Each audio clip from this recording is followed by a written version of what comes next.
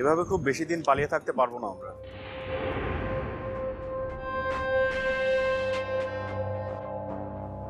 কি ভাবছিস?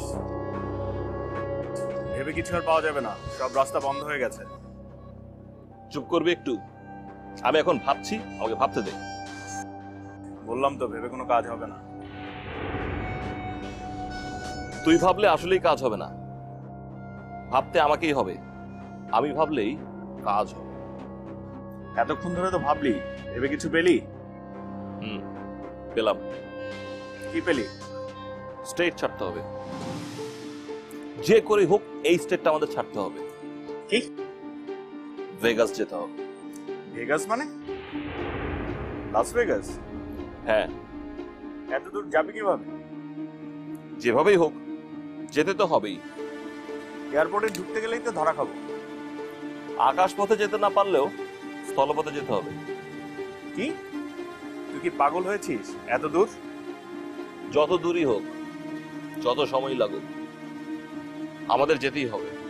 আর ডলার লাগবে না, সেটার কি হবে? সেটাই ভাবছি, ডলারটা কিভাবে ব্যবস্থা করব। কোনো উপায় নেই, আমার সব রাস্তা বন্ধ।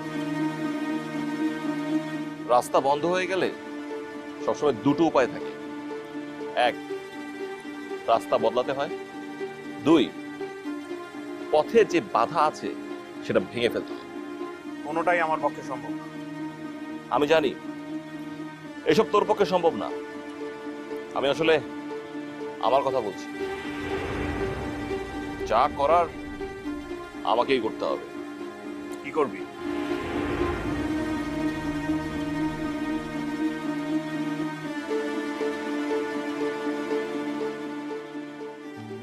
ওরা ওখানে দাঁড়িয়ে এত কি কথা বলে?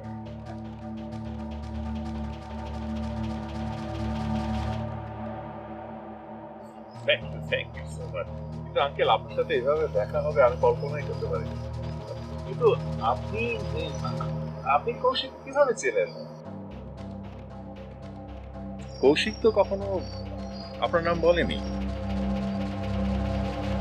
তাছাড়া মীরার কাছেও তো কখনো আপনার কথা শুনিনি। মীরার নাম শুনলাম মনে হয়। কি হয়েছে মীরার? কি শুনুনি? দেখা দেখো কে এসছে। আঙ্কেল, ও হচ্ছে আমার ওয়াইফ সীমানা। আচ্ছা আচ্ছা। Sir uncle. ওয়ালাইকুম সালাম। উনি হচ্ছেন মাজেদ আঙ্কেল। ও আচ্ছা আচ্ছা, কৌশিকের চাচা, বুঝেছি। আমাকে অবশ্য কৌশিক বলছিল যে আপনারা দুজন আসবেন, আরেকজন আসেনি। হ্যাঁ, ওনার মেয়ে মীরা।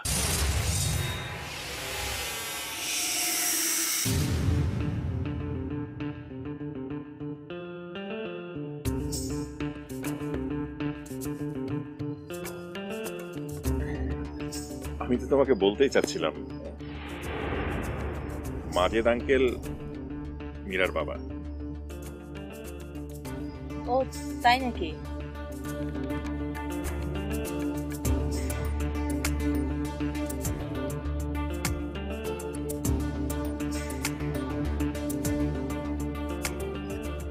তো মীরা আসেনি কেন?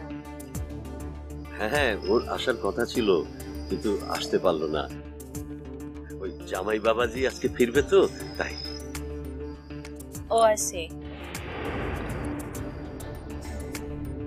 ভাগ্যিস আসেনি, বেঁচে গেছে।